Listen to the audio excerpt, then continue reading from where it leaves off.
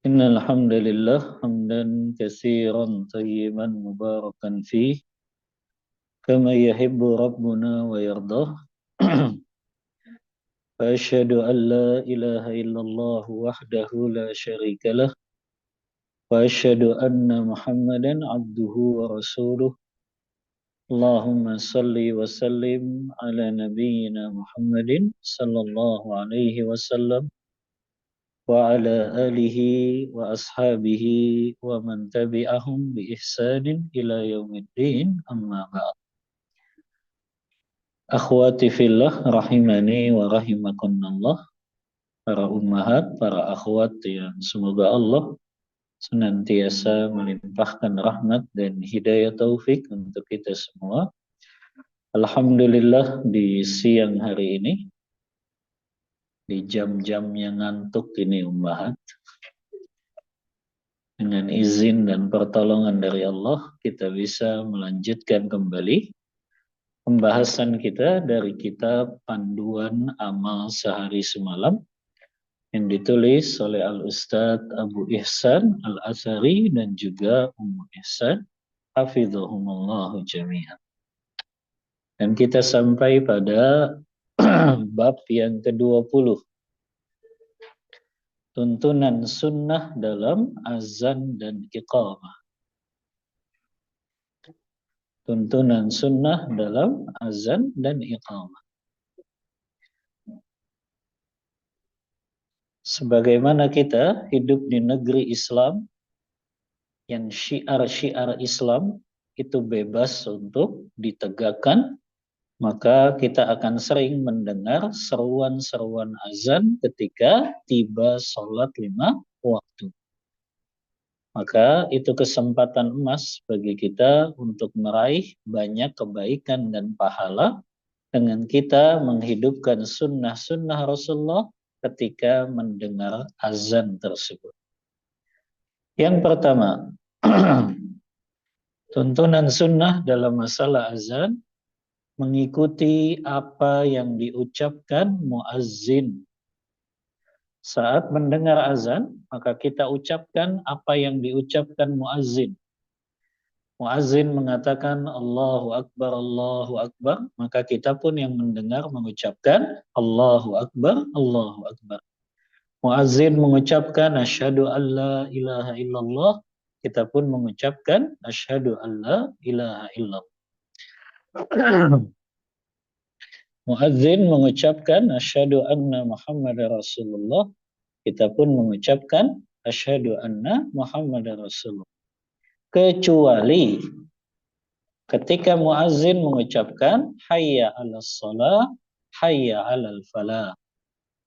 Maka ucapan yang kita ucapkan ketika mendengar muazzin mengucapkan hayya 'alas shalah, hayya 'alal falah, maka itu berbeda.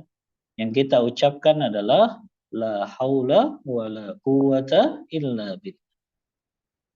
Kalau muazzin mengucapkan as-salatu khairum minan naum, jawabannya apa? Jawabannya apa? Muazzin bilang as-salatu khairum minan naum. Kita yang dengar apa jawabannya? Hah? Sama atau beda? Nah, sama ya. Dalil yang sahih yaitu kita ucapkan ucapan yang sama diucapkan muazzin as-salatu khairum minan. Ada memang riwayat yang menyatakan jawabannya sadaqta wa bararta wa ala dzalika minasyahidin, tapi wallahu a'lam hadis ini dianggap lemah, maka nggak bisa untuk ditegakkan. Dalilnya Allah Ta'ala menjanjikan surga bagi orang yang mengikuti apa yang diucapkan oleh muazzin. Kata Rasulullah dalam hadis riwayat Muslim dalam kitab sahihnya. Rasulullah bersabda, "Idza qala al-muadzin Allahu akbar, faqala ahadukum Allahu akbar, Allahu akbar." Apabila muazzin mengucapkan Allahu akbar, maka jawablah dengan Allahu akbar, Allahu akbar. Apabila muazzin mengucapkan asyhadu alla ilaha illallah, maka ucapkanlah asyhadu alla ilaha illallah. Apabila muazzin mengucapkan asyhadu anna Muhammadar Rasulullah, maka ucapkanlah asyhadu anna Muhammadar Rasul. Kemudian apabila muazzin mengucapkan hayya 'alas shalah, maka ucapkanlah la haula wala quwata illa billah.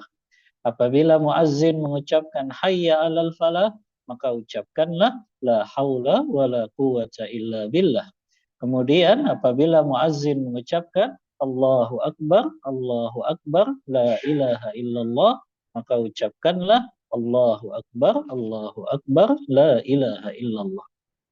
Siapa yang mengucapkan ini dari dalam hatinya dengan ikhlas karena Allah, maka dia akan masuk ke dalam surga.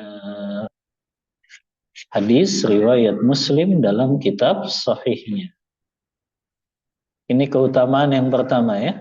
Kita menjawab apa yang diucapkan muazzin sebagaimana yang dijelaskan dalam hadis.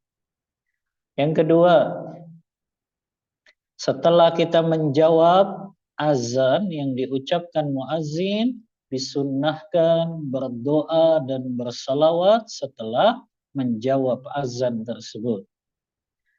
Dalilnya Sa'ad bin Abi Waqqas meriwayatkan dari Rasulullah SAW, barang siapa berdoa sesudah mendengar azan, asyhadu an la ilaha illallah wahdahu la syarikalah wa asyhadu anna Muhammadan abduhu wa rasuluh, raditu billahi rabba wa bi Muhammadin rasula wa bil islami dina.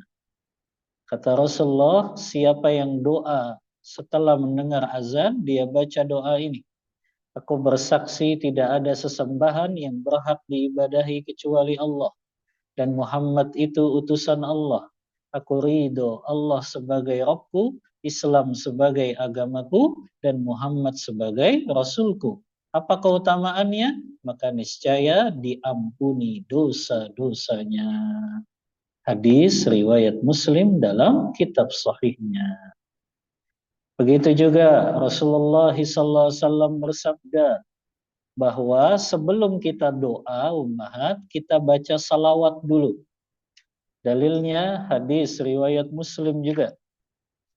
Kata Rasulullah, "Idza sami'tumul muadzin", apabila kalian mendengar seruan muazzin, faqulu mithla ma yaqul, maka ucapkanlah seperti yang diucapkan muazzin. Wasallu alayya, dan bersalawatlah kepadaku.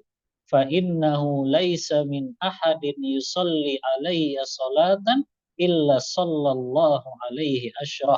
Sebab barang siapa yang bersalawat atasku satu kali, niscaya Allah akan bersalawat atasnya sebanyak 10 kali. Namun salawat yang dimaksud, salawat yang disyariatkan. Sebagaimana yang disebutkan dalam hadis Bukhari, yang disebut dengan salawat Ibrahimiyah. Allahumma salli ala Muhammad wa ala ali Muhammad kama sallaita ala Ibrahim wa ala ali Ibrahim innaka Hamidum Majid. Allahumma barik ala Muhammad wa ala ali Muhammad kama barakta ala Ibrahim wa ala ali Ibrahim innaka Hamidum Majid. Maka ini yang dimaksud membaca salawat sebelum kita membaca doa setelah azan. Setelah kita baca salawat ini, baca doa setelah azan.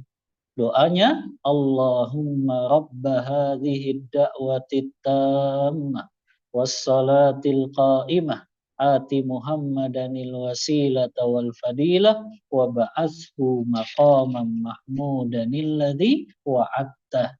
Ini yang sahih diriwayatkan oleh Imam Bukhari dalam kitab sahihnya.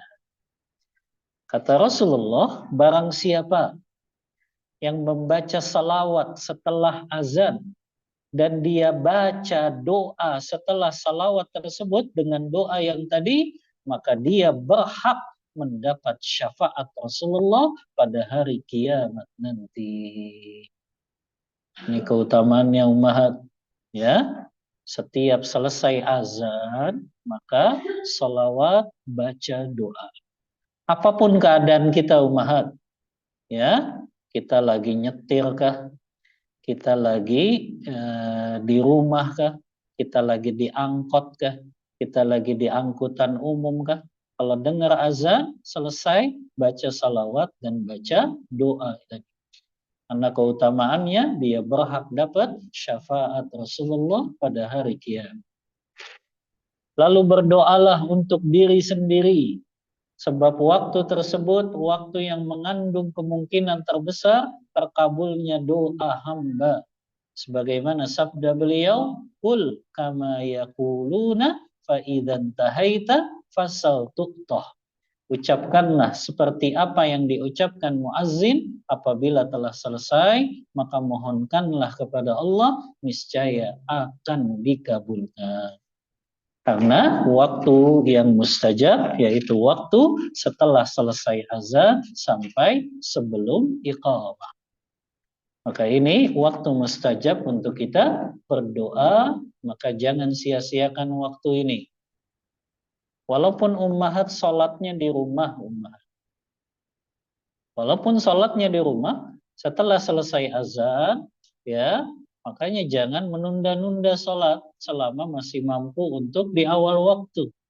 Kecuali ada uzur, bayinya minta nyusu, ya, itu ada uzur, ya. Tapi selama nggak ada uzur, usahakan setelah azan langsung jawab, kemudian doa, dan itu diantara waktu yang mustajab, ya. Baik, yang ke-21. Sunnah mengenakan sendal dan pakaian. Apa saja sunnah-sunnah ketika kita memakai sendal, sepatu, atau juga pakaian, baju kita, atau juga celana kita. Ya. Yang pertama, di antara sunnah Rasulullah ketika kita memakai pakaian atau sendal, yang pertama kata beliau, mensyukuri nikmatnya berupa sendal dan pakaian tersebut. Karena orang yang mensyukuri nikmat itu, Allah akan tetapkan nikmat itu kepadanya. Maka jangan remehkan setiap pakaian yang kita beli, sendal yang kita beli, wajib kita syukuri. Dan yang namanya syukur tidak akan terrealisasi kecuali dengan 3 keadaan. Yang pertama, kita bersyukur dengan lisan kita. Alhamdulillah. Yang kedua, kita bersyukur dengan hati kita. Hati yang senantiasa memuji Allah Ta'ala. Yang ketiga, kita bersyukur dengan perbuatan anggota tubuh kita. Maka ini yang sering lalai, kita bersyukurnya sekedar lisan dan hati, tapi tidak dengan anggota tubuh dengan menggunakannya untuk beramal saleh. Allah Ta'ala mengingatkan dalam surah Ibrahim ayat yang ke-7. Wa idh ta'adzana rabbukum la in syakartum la azidannakum wa la in kafartum inna azabi lasyadid. Dan ingatlah tatkala Rabbmu memaklumkan sesungguhnya, maknanya memberitahukan, sesungguhnya jika kamu bersyukur pasti kami akan tambah nikmat kepadamu, dan jika kamu mengingkari maka sungguh azabku sangat pedih. Ini dalil yang menjelaskan bahwasannya sunnah kita syukuri itu sendal yang kita pakai. Maka nggak boleh mencela pakaian kita, sendal kita. Walaupun sendalnya memang sudah jelek, tapi tetap syukuri itu. Ya, karena itu bagian dari nikmat Allah Ta'ala yang Allah berikan kepada kita. Yang kedua, sunnah ketika kita akan memakai pakaian atau sepatu atau sendal, mengibaskan pakaian atau sepatu sebelum memakainya. Tahu mengibaskan umahat ya? Ini kan memang kerjaannya umahat. Ya, jadi kan digini-gini dulu ya. Takutnya ada hewan yang ada dalam pakaian tersebut, ada hewan yang ada dalam sepatu tersebut, maka dikibaskan dulu untuk mengeluarkan, khawatir kan di dalamnya ada ular kecil gitu, ya, atau ada kalajengking, ya, yang itu bisa membahayakan orang yang akan memakai. Maka ini dilakukan guna menghindari adanya hewan, serangga, atau sesuatu yang menempel pada sepatu atau pakaian yang dapat menimbulkan mudarat dan bahaya. Ini yang kedua, dikibasin dulu pakaian dan sepatunya sebelum digunakan. Yang ketiga, mendahulukan yang kanan ketika mengenakan pakaian dan mendahulukan yang kiri ketika melepaskannya. Dalilnya hadis Rasulullah yang diriwayatkan Imam Muslim dalam kitab sahihnya. Rasulullah bersabda, "Idzan ta'ala ahadukum falyabda bil yumna wa idza khala'a falyabda bishimal waliyun'ilhuma jami'an aw liyakhla'huma jami'an." Apabila salah seorang dari kalian memakai sandalnya, maka dahulukan yang sebelah kanan. Tapi kalau dia mau melepasnya, maka dahulukan yang sebelah kiri. Hendaklah ia memakai keduanya atau melepaskan keduanya. Ini sunnah ummahat, ya. Apapun yang kita pakai, ya, pakaian, baju kita mulai dari kanan, ya. Pakai jaket kita mulai dari kanan, ya. Kemudian juga pakai kaos kaki, pakai sepatu, termasuk kita ajarkan anak-anak kita. Kadang kan ini yang sering terlalai kan. Anak kita pakai sepatu nggak kita perhatiin, dia pakai kiri dulu baru kanan. Maka ajarkan ke anak kita, itu kan jadi pahala yang mengalir itu. Kalau anak kita tahu dari kita, dia pakai sepatu, pakai sendal harus mendahului kanan, sampai kita meninggal dia amalkan itu, ngalir terus pahalanya. Maka ini kita ajarin anak-anak kita pakai kaos kaki, pakai sarung tangan sama, ya, dimulai dari yang sebelah kanan, ya. Bahkan sering dalam hadis Bukhari Muslim, Rasulullah SAW yujibuhut tayammun. Beliau senantiasa mendahulukan yang kanan ketika memakai sendal, nyisir, bersuci, dan dalam setiap urusannya. Makanya kalau pakai jam tangan di kanan, ya, itu yang lebih, ya, disunnahkan. Ya, kalau pakai gelang juga di kanan. Kalau pakai cincin di kanan, ya, karena Rasulullah senantiasa mendahulukan yang kanan. Ya. Kemudian yang keempat, memakai sepasang alas kaki dan tidak boleh memakai sebelah saja. Sebagaimana sabda Rasulullah dalam hadis riwayat Tirmidzi. Sama ya, riwayat Muslim juga yang Rasulullah mengatakan waliyun ilhuma jami'an aw liyakhlahuma jami'an. Hendaklah dia pakai itu kedua sendalnya atau dia lepaskan kedua-duanya. Maka nggak boleh ummahat pakai sendal sebelah saja, pakai sepatu sebelah saja, sebelahnya lagi naplak, pakai kaos kaki sebelah saja, nggak boleh. Termasuk kita ajarkan anak-anak kita, ya. Kadang anak-anak kita pakai kaos kakinya, dia lepas sebelah saja, sebelahnya masih dipakai, ya. Maka ini menyelisihi sunnah, ya. Bahkan kalaupun yang satu lagi itu putus sendalnya, kalaupun putus sendalnya jangan dibuang dulu, tapi pastikan sampai rumah tetap kita pakai. Karena nggak boleh pakai salah satunya. Kalau mau dua-duanya dilepas. Ya, jadi nggak boleh salah satunya saja yang dilepas. Sebagaimana sabda Rasulullah SAW yang diriwayatkan oleh Imam Muslim dalam kitab sahihnya. Rasulullah bersabda, "Idzan qata'a shis'u ahadikum Au manin koto ashis unaklihi fala yamshi fi na'lin wahidatin hatta yusliha shish'ahu wala yamshi fi khuffin wahid.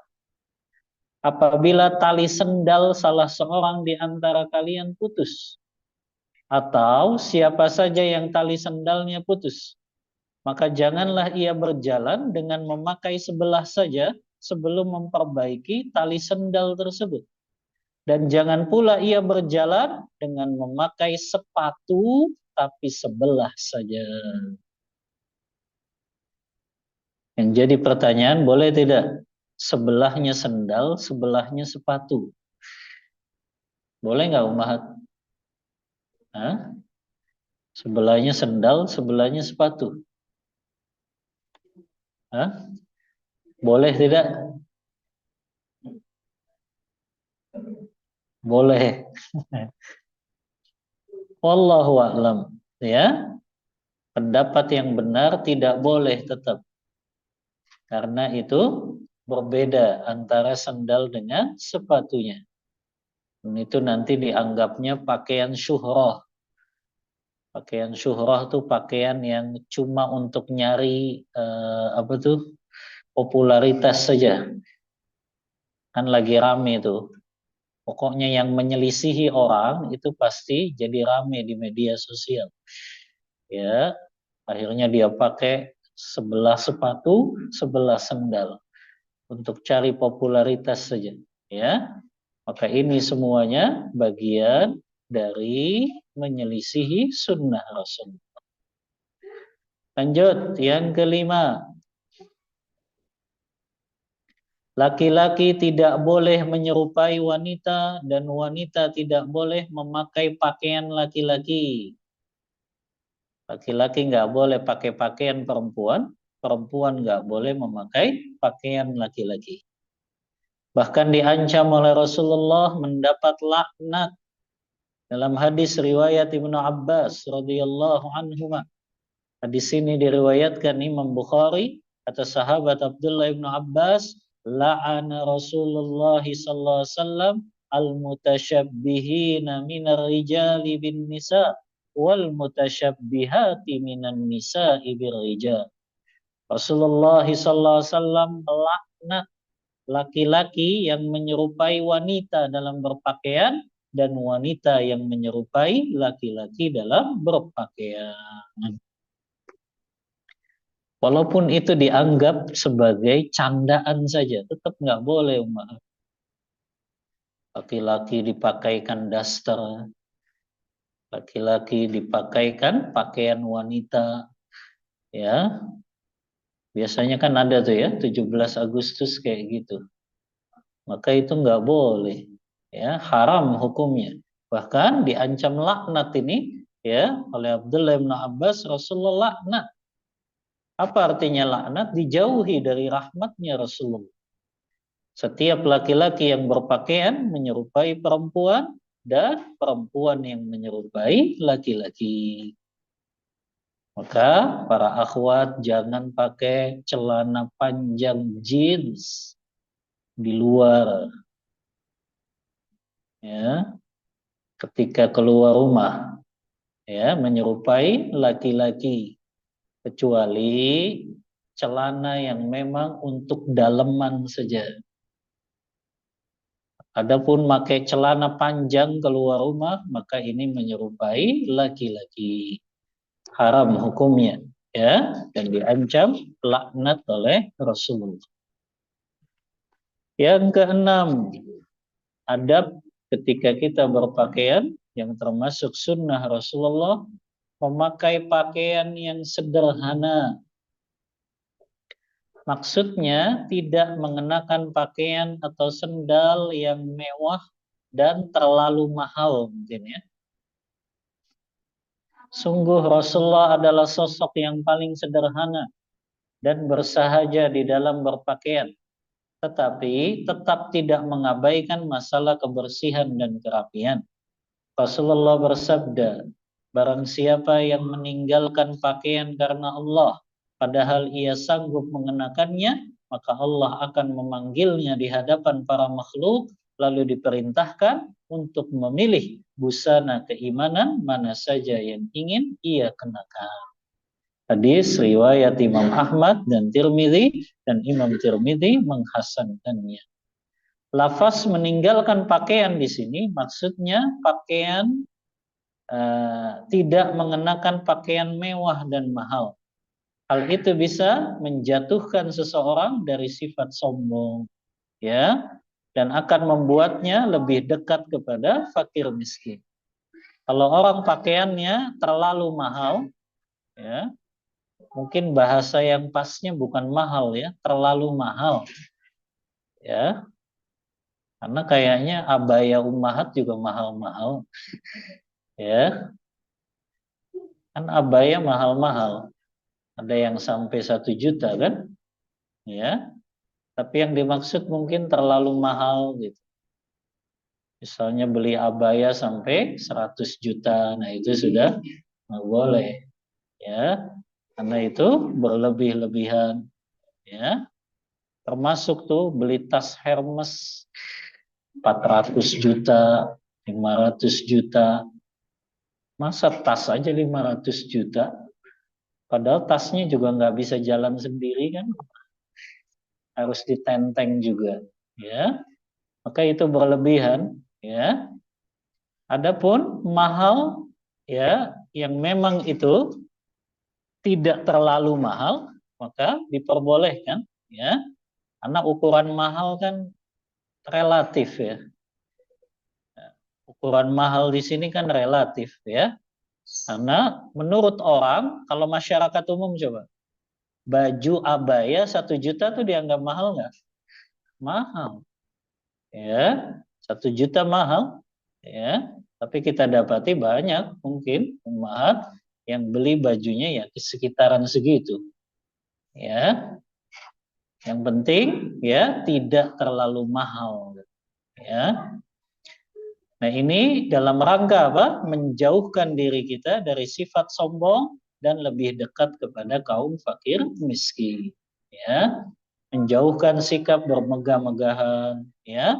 Dan kita juga terhindar dari rasa iri, rasa dengki dari orang lain yang tidak suka kita pakai baju yang agak mahal. Ini yang ke-6. Yang ke-7, sunnah berpakaian menurut petunjuk Rasulullah, kaum laki-laki tidak boleh berpakaian isbal, yaitu memanjangkan pakaian sampai menutupi mata kaki. Rasulullah SAW bersabda dalam hadis riwayat Imam Ahmad, kata Rasulullah, izratul mu'min ila adalati saqaihi thumma ilal ka'bain fama kana asfala min dzalik fa finnar. Panjang kain sarung seorang mukmin itu sampai betis atau sampai batas mata kaki, segala sesuatu yang dijulurkan di bawah mata kaki tempatnya di neraka. Dalam riwayat yang lain, wa iyyaka wa isbalal izar. Janganlah kalian laki-laki memanjangkan atau melakukan isbal, memanjangkan kain, baju, gamis sampai menutupi mata kakinya. Karena isbal itu adalah perbuatan sebagai perwujudan sombong yang tidak disukai. Dalam hadis yang lain, riwayat Bukhari ini, Rasulullah bersabda, ma asfalal ka'baini minal izar fa finnar. Kain sarung yang terjulur di bawah mata kaki, tempatnya di neraka. Maka ini dalil yang paling kuat, riwayat Bukhari, kata Rasulullah, kain yang terjulur sampai menutupi mata kaki, maka itu bagian dari neraka. Bahkan di akhirat Rasulullah ancam juga, salah satu, ada 3 golongan. La yukallimuhumullahu yaumal qiyamah. Allah tidak mau mengajak bicaranya pada hari kiamat. Wala yanzuru ilaihim. Allah enggak mau menatapnya. Wala yuzakkihim. Allah enggak mau mensucikannya. Walahum azabun alim. Dan bagi mereka azab yang pedih. Siapa 3 golongan itu? Yang pertama al-musbil. Orang yang memanjangkan pakaiannya sampai menutupi mata kaki. Yang kedua, al-mannan. Orang yang suka mengungkit-ungkit pemberiannya. Itu kan karpet saya yang nyumbang. Oh, itu kan saya yang nyumbang buat masjid. Nah, ini orang yang suka mengungkit-ungkit pemberiannya.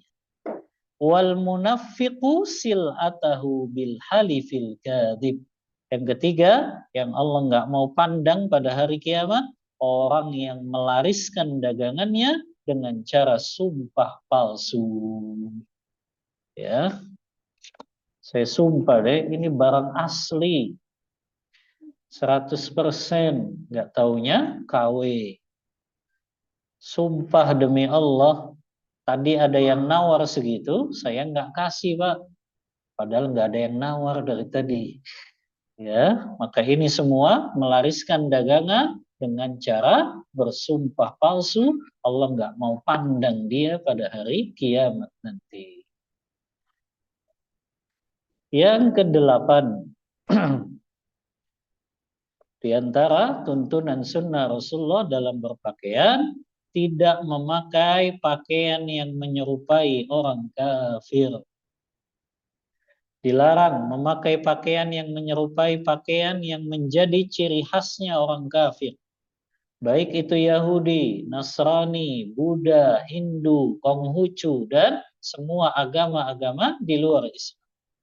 Rasulullah mengatakan, man tasyabbaha biqaumin fahuwa minhum. Barang siapa yang menyerupai suatu kaum, maka ia termasuk golongan mereka. Makanya banyak sekali ummahat kita diperintahkan Rasulullah untuk menyelisihi orang-orang kafir, termasuk dalam hal apa? Berpenampilan. Kata Rasulullah, arkhul liha wa juzzus syawarib. Bagi laki-laki, panjangkan jenggot kalian dan cukur kumis-kumis kalian. Dalam riwayat lain, khaliful majus, selisihilah orang-orang majusi. Dalam riwayat lain, khaliful musyrikin, selisihilah orang-orang musyrik. Karena orang-orang majusi panjangin kumis, jenggotnya dicukur. Maka Rasulullah suruh menyelisihi. Begitu juga dalam memakai pakaian. Nggak boleh kita memakai pakaian yang itu menjadi ciri khasnya orang kafir. Apa misalnya ummahat? Pakai tompi center class. Kemudian pakai baju-baju center class. Termasuk ini biasanya menjelang Natal ya. Jangan sampai muslim mengorbankan akidahnya. Ya, dia berpakai pakaian yang itu menjadi ciri khasnya orang kafir. Maka ini termasuk bagian dari al-wala wal bara. Kita mencintai apa yang dicintai Allah, kita lepaskan, kita berlepas diri apa yang dibenci oleh Allah. Ini yang kedelapan. Yang kesembilan, menutup aurat dengan pakaian syar'i. Pakaian yang dipakai laki-laki maupun perempuan harus menutupi aurat. Sebagaimana firman Allah dalam surah Al-Ahzab ayat 59, ya ayyuhan nabiy qul li azwajika wa banatika wa nisa'il mu'minin yudnina 'alaihinna min jalabibihin.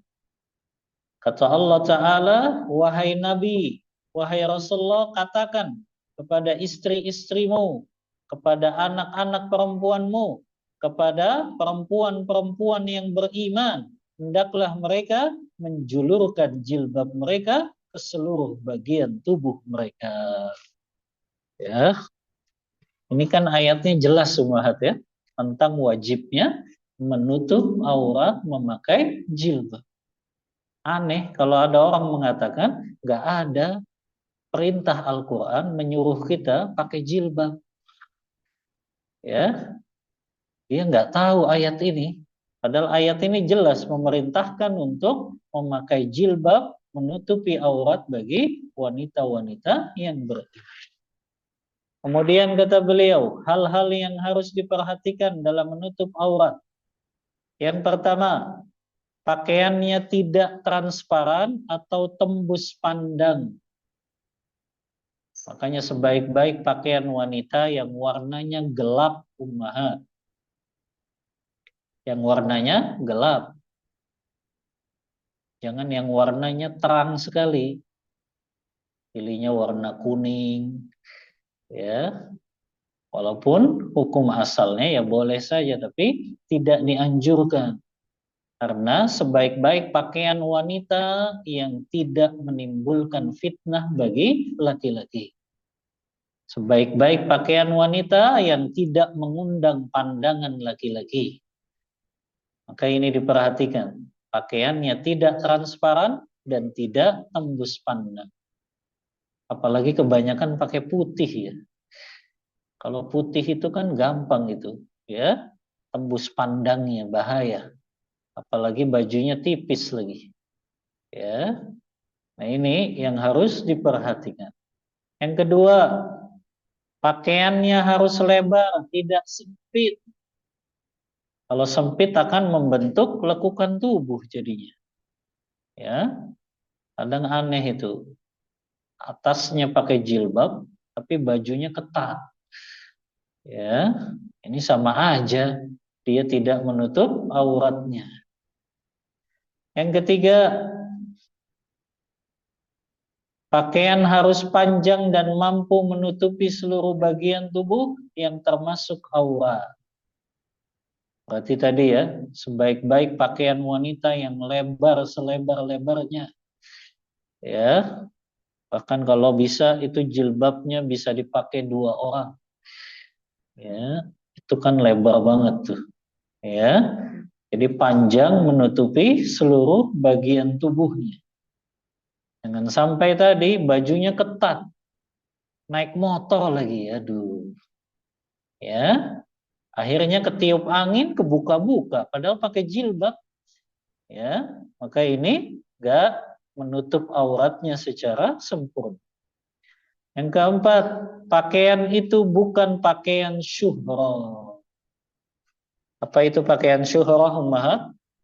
Pakaian untuk menarik perhatian supaya viral, supaya jadi dikenal banyak orang. Nah, nggak boleh. Makanya cirinya itu pakaian syuhrah itu dia pakaian yang sangat mewah atau yang sangat jelek.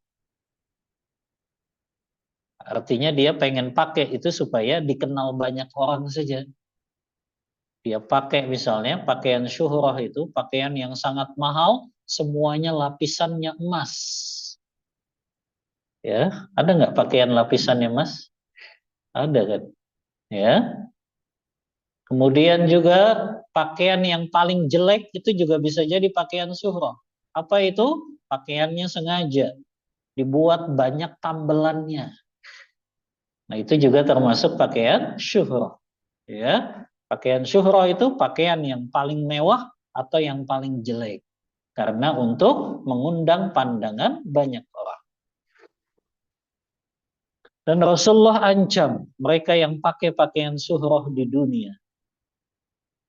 Kata Rasulullah, man labisa thawba syuhratin fid dunya albasahullahu thawba madzallatin yaumal qiyamah thumma alhaba fihi nar. Barang siapa yang ketika di dunia memakai pakaian syuhrah, maka pada hari kiamat Allah pakaikan dia dengan pakaian kehinaan dan Allah akan bakar dia dengan api neraka. Hadis riwayat Abu Dawud, Ibnu Majah, Imam Nasai, dan hadis ini dihasankan oleh Syekh Al-Albani. Termasuk syuhrah juga. Ia memakai pakaian yang bertentangan dengan sesuatu yang dipakai masyarakat setempat untuk menarik perhatian dan membuat mereka kagum dengan pakaian yang ia pakai. Ini sama saja dengan pakaian mewah maupun pakaian yang usang. Termasuk juga pakaian khusus yang dipakai sebagian kelompok supaya khalayak mengenal mereka dengan cirinya tersebut.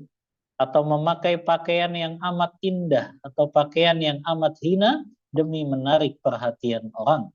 Intinya, pengharaman ini berkaitan dengan tujuan agar si pemakai menjadi terkenal dan menjadi pusat perhatian. Itulah yang disebut dengan pakaian syuhrah. Ya, dia pakai pakaian yang paling mewah kah? Atau pakaian yang paling jelek kah? Tapi dia berharap apa? Menjadi viral, dikenal banyak orang, dan menjadi pusat perhatian. Ini haram hukumnya. Yang ke-10, di antara sunnah yang dianjurkan agar kita mengamalkan ini di dalam mengenakan pakaian, kita berdoa sebelum memakai pakaian. Apa doanya? Hadis Rasulullah SAW yang diriwayatkan Ibnu Majah. Hadis ini disahihkan Syekh Albani dalam Sahihul Jami'. Kata Rasulullah, barang siapa yang ketika akan mengenakan pakaian, dia baca doa ini. Alhamdulillahilladzi kasani hadza tsauba wa razaqanihi min ghairi haulin minni wala quwwatin. Segala puji bagi Allah yang memberi pakaian ini kepadaku sebagai rezeki darinya tanpa ada daya dan kekuatan dariku. Kata Rasulullah, siapa yang baca doa ini ketika dia pakai pakaian, maka Allah ampuni dosa-dosanya yang telah lalu. Ya Tuhan, sederhana kan? Kita pakai pakaian, baca doa ini, maka diampuni dosa-dosa kita yang telah lalu. Ya. Baik. Selanjutnya, sunnah makan dan minum. Masih lama kan Umahat? Oh gitu. Saya mau cepat habisin ini kitab ini. Ya. Baik, kalau memang waktunya sudah habis, kita cukupkan untuk materi ya. Tadinya mau cepat dihabisin ini Umahat. Biar ganti kitab lagi. Wallahu ta'ala a'lam bissawab. Untuk materi yang cukupkan, kita buka diskusi dan tanya jawab. Wassallallahu ala nabiyyina Muhammadin wa ala alihi wa sahbihi wasallam.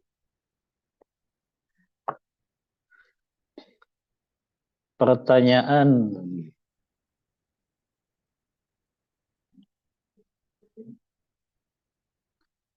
Tafadhal Ummu Hurairah.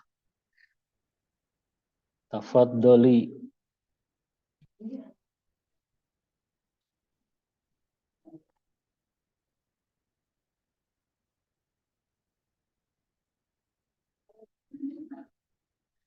Ini yang online boleh ngomong. Oh. Ada yang angkat tangan itu?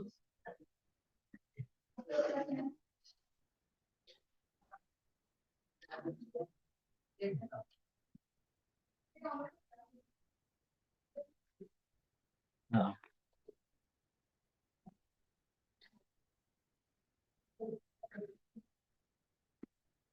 Bismillah.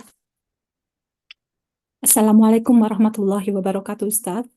Waalaikumsalam warahmatullahi wabarakatuh. Jazakallah khairan atas ilmunya, Ustaz. Ahwan izin bertanya. Ana masih, iya Ustaz. Jazakallah khairan. Ana masih bingung, Ustaz, mengenai batasan boleh atau yang mana yang boleh, mana yang tidak dikenakan bagi akhwat. Karena fitrahnya perempuan itu menyukai keindahan, Ustadz ya. Sementara banyak urusan mungkin yang umahat perlu mungkin memantaskan dirinya pada saat berada di banyak orang, semisal untuk memenuhi undangan hajatan yang semacam itu atau menghadiri tholabul ilmi begitu, Ustadz. Nah, itu pakaian yang bagaimana sesungguhnya yang kami itu boleh, karena pakaian itu ada yang bermotif, ada yang berwarna. motif yang seperti apa yang kalaupun boleh yang bisa kami pakai begitu. Apakah memang amannya kami hanya memakai pakaian hitam terus gitu, Ustadz? Mohon nasihatnya. Terus Baik. sama satu lagi Ustadz, untuk Nah, pakaian daerah itu apakah kami masih boleh mengenakan atau tidak ya Ustadz? Karena tidak semua pakaian daerah itu seksi dan tidak semua pakaian daerah itu tidak bisa dikenakan. Semisal pakaian baju kurung kan cukup longgar, pakaian baju bodo cukup longgar. Cuma memang kalau eh, budaya Indonesia itu kebanyakan memang pakaian daerah itu kan berwarna. Mungkin di situ menjadi masalahnya. Mohon nasihatnya Ustadz. Jazakallah kan baik. kasiron. Iya, jazakillah khairan. Pertanyaan yang bermanfaat. Yang pertama, batasan seorang akhwat ketika dia memakai pakaian.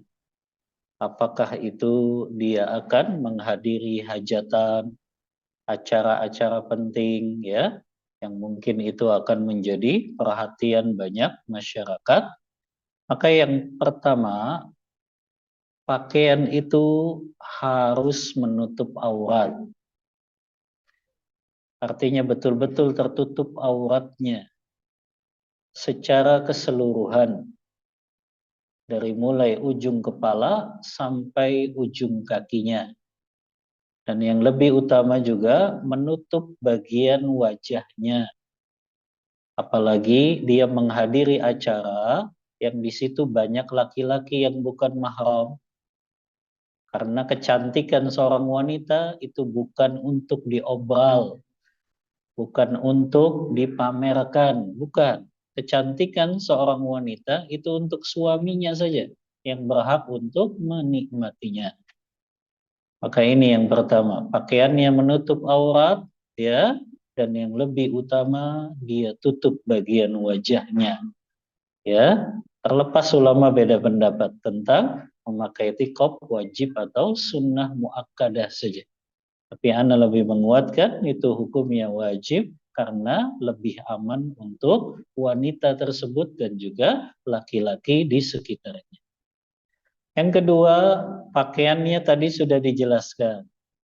Harus lebar dan tidak sempit. Ya. Yang ketiga, pakaiannya tidak transparan. Yang keempat, pakaian itu bukan pakaian syuhrah tadi. Pakaian yang terlalu mewah, yang mungkin dipakai oleh para permaisuri gitu ya, yang dipakai oleh para ratu-ratu yang di negeri kafir ya, maka itu nggak boleh digunakan. Atau pakaiannya terlalu jelek juga, banyak tambelannya ya, banyak bolong-bolongnya, nah itu juga tidak diperbolehkan. Adapun untuk masalah warna ya, walaupun memang warna yang terbaik adalah tadi Anda katakan warnanya gelap gitu. Kan yang gelap itu nggak hanya hitam kan? Coklat juga gelap. Apalagi selain coklat? Hah? Hah? Biru dongker. Bukan biru langit ya. Biru langit mah cerah banget ya. Nah, maka warna gelap itu ya. Warna gelap yang dipilih agar tidak mengundang pandangan kaum laki-laki. Ya. Adapun berkaitan dengan motif ya, memang sebagian ulama membolehkan karena abaya-abaya kan juga ada motifnya ya. Hanya saja yang lebih utama ya, kalau bisa yang polos-polos saja. Ya. Kalaupun ada motifnya, motifnya tertutup dengan jilbabnya yang lebar. Ya, itu lebih aman ya. Karena biasanya laki-laki itu mah ngelihat motif-motif sedikit yang indah akhirnya tergoda hawa nafsunya. Maka lebih baik bagi seorang wanita di pakaiannya polos. Kalaupun ada motifnya, itu motif tertutup dengan jilbabnya yang lebar tersebut. Ya, nah ini yang lebih aman bagi seorang wanita muslimah. Ketika dia menghadiri hajatan, undangan walimah pernikahan kah? Atau mungkin dia menemani suaminya mau dilantik jadi pejabat kah? Tetap dia menggunakan batasan-batasan ini. Ya, saya kira kalau sekarang mah pakai nikob udah nggak aneh kok. Ya, jadi sudah banyak gitu ya. Kalaupun dianggap oh nanti bisa menimbulkan fitnah, minimal pakai masker berarti. Ya, yang bisa menutupi bagian wajahnya tidak terlihat oleh kaum laki-laki yang bukan mahramnya. Ya, ini yang pertama ya, batasan pakaian yang digunakan. Motif boleh, tapi tadi yang lebih aman tidak bermotif, tapi polos saja. Kalaupun harus bermotif, maka motifnya tertutupi oleh jilbabnya yang lebar tersebut. Kemudian yang kedua, bagaimana dengan pakaian adat, pakaian daerah? Maka pakaian adat dan daerah pun harus memenuhi syarat-syarat tadi. Dia menutup aurat, dia tidak sempit, dia harus lebar, dia tidak tembus pandang dan tidak transparan, ya. Kalau memang pakaian adat itu memenuhi syarat-syarat yang tadi yang kita sebutkan, maka boleh saja, ya. Berkaitan dengan warna tadi memang. Kalau warnanya terlalu mencolok ya, Anda nggak tahu tuh baju kurung itu warnanya apa biasanya? Hah? Merah. Warnanya merah. Kalau warnanya merah yang terlalu mencolok seperti itu, ya, maka itu bisa mengundang pandangan kaum laki-laki. Lebih baik ditinggalkan. Kecuali ada baju kurung warnanya hitam, nah boleh tuh. Ya, atau baju bodo tadi, baju adatnya dibuat warnanya hitam atau warna gelap lah. Tidak harus hitam, coklat tadi ya. Kalau itu memang pakaian daerahnya memenuhi syarat, menutup aurat, tidak tembus pandang, lebar, tidak sempit, dan tadi ya warnanya tidak menimbulkan fitnah, tidak mencolok, maka itu diperbolehkan. Maka tergantung syarat-syarat tadi terpenuhi atau tidak. Kalau itu terpenuhi di pakaian adat tersebut, boleh untuk dipakai. Tapi kalau itu tidak terpenuhi, maka sama lebih baik tidak dipakai. Wallahu ta'ala a'lam bishawab. Baik. Mohon diulang doa untuk memakai pakaian. Doanya Alhamdulillahilladzi kasani hadza tsauba. Alhamdulillahilladzi kasani hadza tsauba wa razaqanihi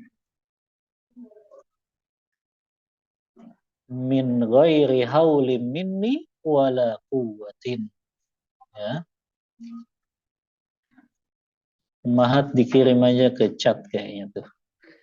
Alhamdulillahilladzi kasani hadza tsauba wa razaqanihi min ghairi haulin minni wala quwwati. Itu doa mengenakan pakaian. Kemudian bagaimana sikap kita apabila ada teman yang apabila di depan kita dia baik, namun ketika di belakang kita dia selalu membicarakan kita. Di depan kita selalu nyanjung. Apabila ada kesalahan pada diri kita tidak pernah negur dan mengingatkan.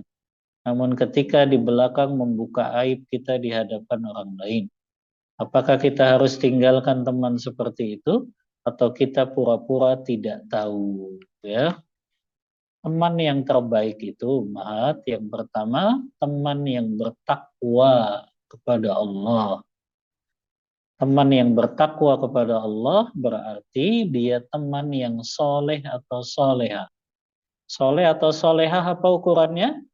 Hubungannya baik kepada Allah, hubungannya baik kepada sesama manusia. Itu yang layak untuk kita jadikan sebagai teman. Yang kedua, kalau teman itu ternyata Tadi dia kalau di depan kita nyanjung tapi di belakang kita suka gibah, maka berarti ini bukan teman yang baik. Ya, karena teman yang baik justru menegur kita di saat kita salah, bukan malah membiarkan kita di saat kita salah. Tapi teman yang baik dia malah negur kita ya di depan kita. Itu yang kamu lakukan salah, menyelisihi syariat. Bukan malah dia cuma muji-muji kita di depan kita.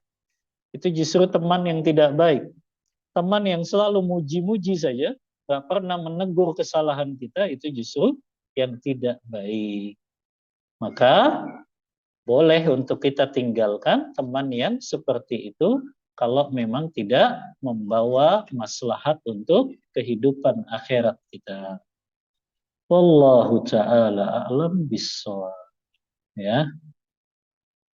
Ustaz izin bertanya, kalau memakai celana rok untuk olahraga, apakah diperbolehkan? Wallahu a'lam. Sebagian ulama membolehkan memakai rok. Ya, yang penting tadi roknya lebar. Kemudian juga roknya tidak ketat, kemudian tidak transparan, ya. Yang bajunya juga lebar. Ah, celana rok gimana itu?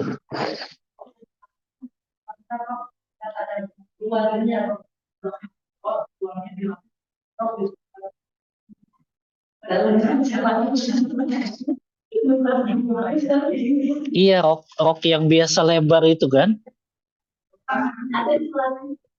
Oh, ada celananya. Beda lagi. Oh.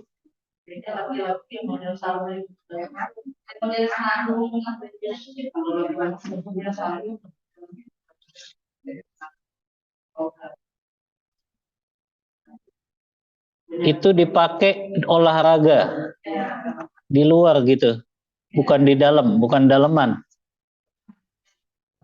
Terpenuhi tadi nggak? Lebar, kemudian tidak transparan. Hah?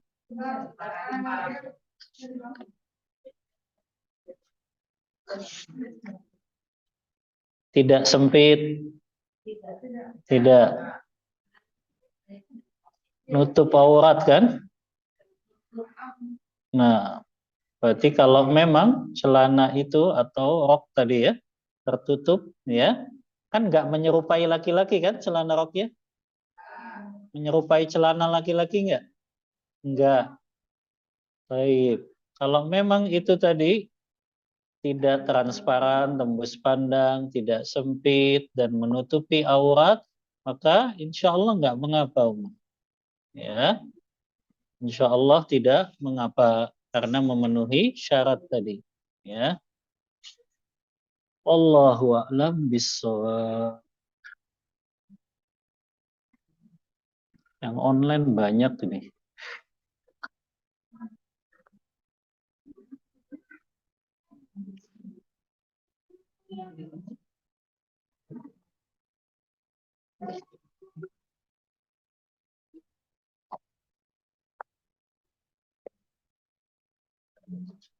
Bismillah. Afwan Ustaz, izin bertanya. Beberapa saat yang lalu, qadarullah teman saya ada yang keguguran. Usia 9 minggu. 9 minggu tuh 2 bulan ya. Apakah tetap harus sholat dengan kondisi masih keluar darah setelah dikuret? Apakah hukum darah tersebut? Ya, darah yang keluar berarti keguguran di sini bayinya meninggal di dalam kandungannya ya. Kemudian ternyata masih keluar darah setelah dikuret. Dikuret tuh dia apa, Bu? Dikeluarkan janinnya. Setelah dikeluarkan masih keluar darah ya. Allahu a'lam. Ana tidak tahu ini darah apa yang keluar. Ya. Coba nanti Ana pelajari lagi Umat, ya. Di pertemuan selanjutnya, insya Allah Anda jawab. Karena tidak tahu ini darah apa yang keluar kalau memang itu setelah bayinya gugur di dalam perut ibunya. Ya, Allahu a'lam. Anda belum bisa jawab, ya. Kemudian, Ustadz, bagaimana kalau kita pakai gamis dengan aksesoris yang tidak ada fungsinya? Apakah itu nanti akan ada hisapnya? Apa itu maksudnya aksesoris yang nggak ada fungsinya? Hah? Oh, bros gitu. Ada pinnya juga. Apakah akan dihisap? Ya iyalah, semuanya kan dihisap semua. Ya, segala yang kita kenakan, ya, apakah itu pakaian, apakah itu perhiasan, apakah itu aksesoris, semuanya akan dihisap oleh Allah Ta'ala. Ya, maka semuanya akan dihisap, ya, sebagaimana firman Allah, "Tsumma latus'alunna yauma idzin 'anin nar."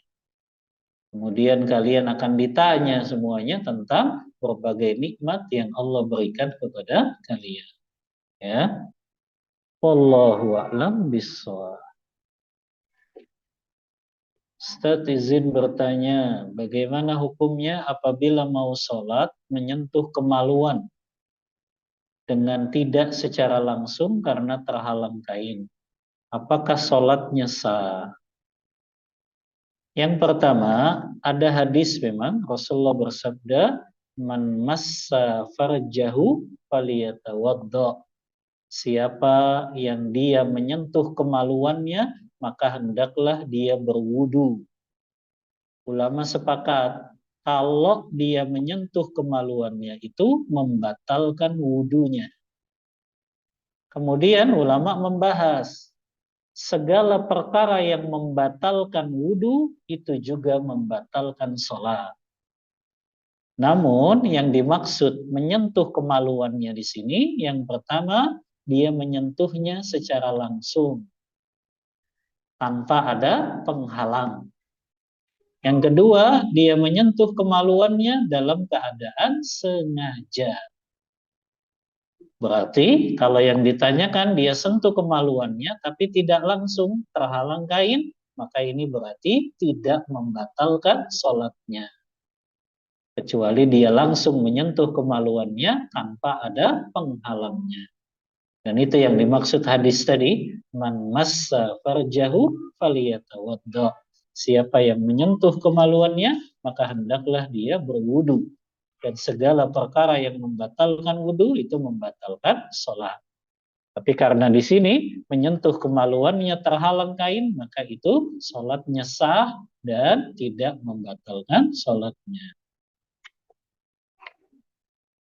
Saya kalau di rumah sering pakai kaos oblong dan celana pendek selutut.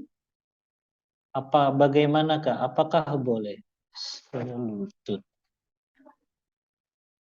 Baik, kalau di hadapan suaminya saja boleh memakai. Kalau di hadapan suaminya saja boleh. Tapi kalau itu di hadapan mahramnya tetap tidak diperbolehkan.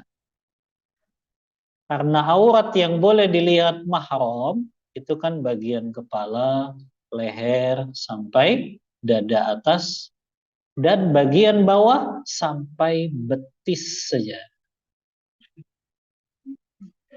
Berarti kalau selutut kelihatan kan lututnya? Kalau lututnya kelihatan nggak boleh, walaupun kepada sesama mahramnya, anaknya, ya, kakaknya, adiknya. Karena aurat perempuan itu tetap ada batasnya di hadapan mahramnya, Umar. Ya, beda dengan di hadapan suami nggak ada batasannya. Ya, tapi kalau di hadapan mahramnya tetap ada batasannya. Hanya betis bagian bawah saja yang boleh terlihat. Adapun lutut ke atas nggak boleh itu kelihatan dengan yang sesama mahramnya. Ya, Jadi boleh kelihatan suaminya, tapi nggak boleh kelihatan tadi ya dengan yang mahramnya. Karena lebih praktis untuk bekerja seperti masak, cuci baju. Boleh, tapi pakai pakaiannya yang tetap menutupi betis atau lutut bagian atas, betis atas. Ya, tetap tertutupi di hadapan mahramnya yang ada di rumah. Ya. Kenapa? Hah? Batang tangannya. Oh, batasan tangannya. Kalau bagian tangannya boleh sampai bagian sini boleh. Ya.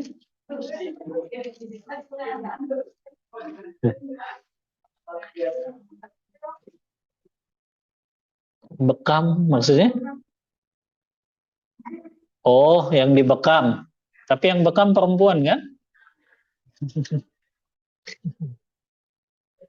Kalau yang dibekam memang itu kan dalam keperluan ya hajat ya seperti pengobatan kan bekam. Maka itu pengecualian saja dibolehkan ya karena dalam keperluan pengobatan. Hukum asalnya sebetulnya dia nggak boleh lihat bagian bawah dadanya ya. Itu haram hukumnya. Nggak boleh walaupun dia mahram tadi ya. Jadi kalau tangan tadi ya boleh sampai bagian atas sininya. Boleh itu terlihat. Yang nggak boleh sudah bagian dada ke bawah itu. Itu nggak boleh terlihat dengan sesama mahramnya. Wallahu a'lam bishawab. Ustadz, ada yang bilang kalau tabarruj itu ingin menonjol. Jadi misalnya di resepsi yang semua dandan, tapi kita nggak dandan. Berarti beda sendiri. Itu yang jadi menonjol. Apakah itu benar Ustadz? Jadi kalau resepsi rata-rata orang yang dandan, kita masih boleh pakai lipstik yang tidak mencolok. Ya, ini pemahaman dari mana ini? Ya, tabarruj itu justru yang berdandan dengan dandanan jahiliyah. Dandanan jahiliyah itu mereka senantiasa berpenampilan menarik ketika keluar rumah. Makanya walaupun kita kondangan, ngadain resepsi pernikahan, ya, maka tetap ummahat, nggak perlu dandan, ya, kecuali ummahat nutupin wajahnya semuanya, ya. Jadi dandan, pakai bedak, pakai lipstik, tapi kemudian ditutupin semuanya, nggak terlihat, ya, itu baru boleh. Jadi untuk memakai lipstik yang tidak mencolok, wallahu a'lam, ana lebih condong pada pendapat ya, kalau itu terlihat oleh laki yang bukan mahram, maka tetap haram hukumnya.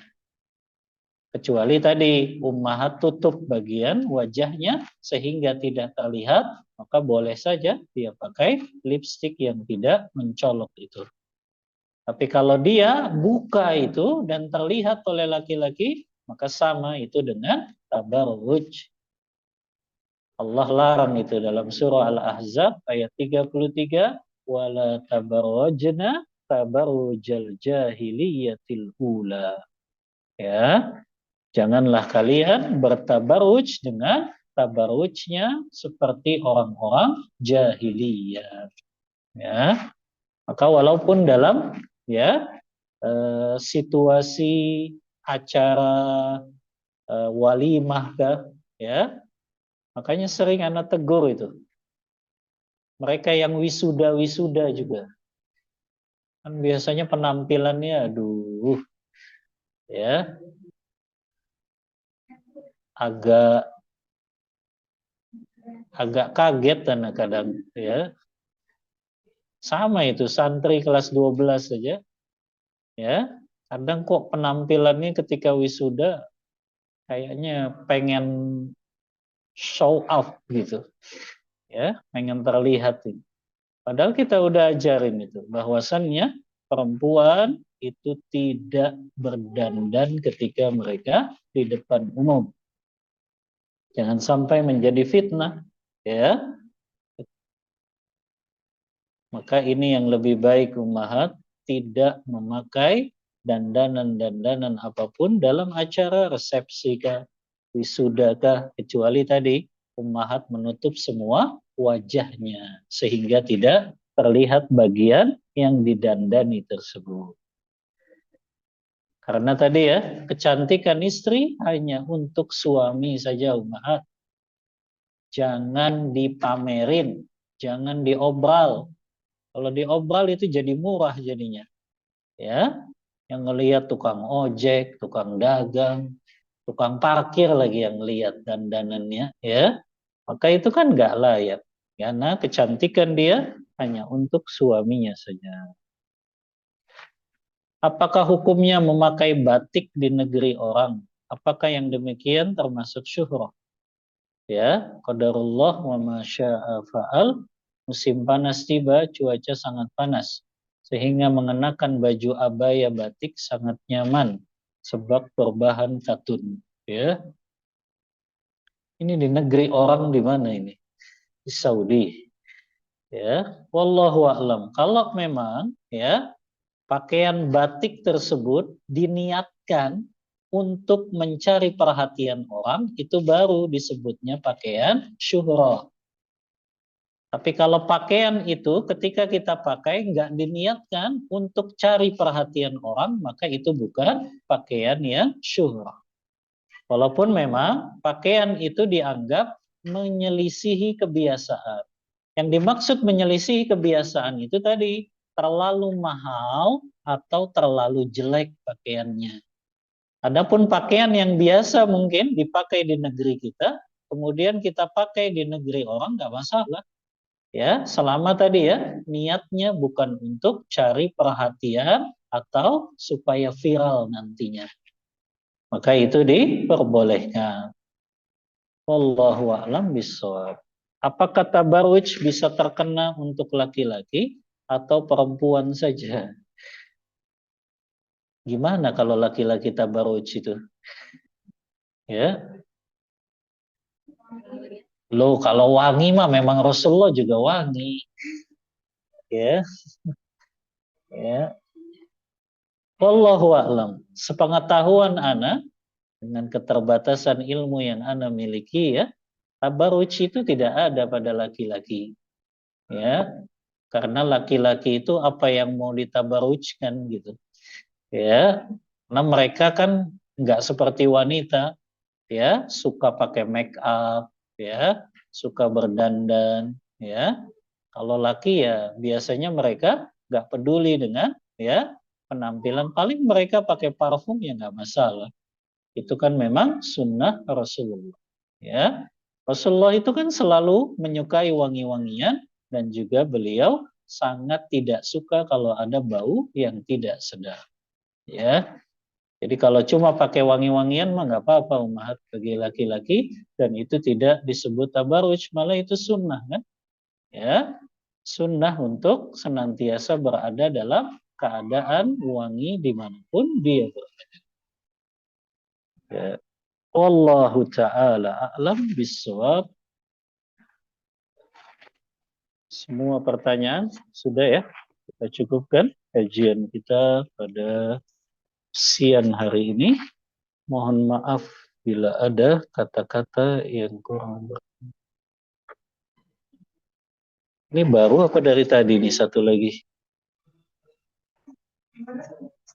Hukum pakai daster tapi ada yang sobek. Katanya bisa mengundang kefakiran. Kadang nggak sadar kalau ada sobek, apa benar bisa jadi salah satu penyebab kefakiran.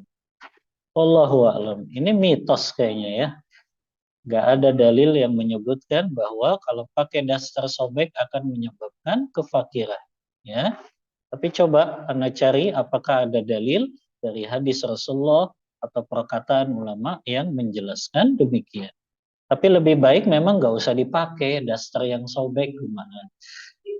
Mahat suka gitu kalau kehadapan suaminya kok pakaiannya daster sobek lah, ya, udah buluk lah. Coba berpenampilan menarik di hadapan suami, ya, biar suaminya juga betah di rumah.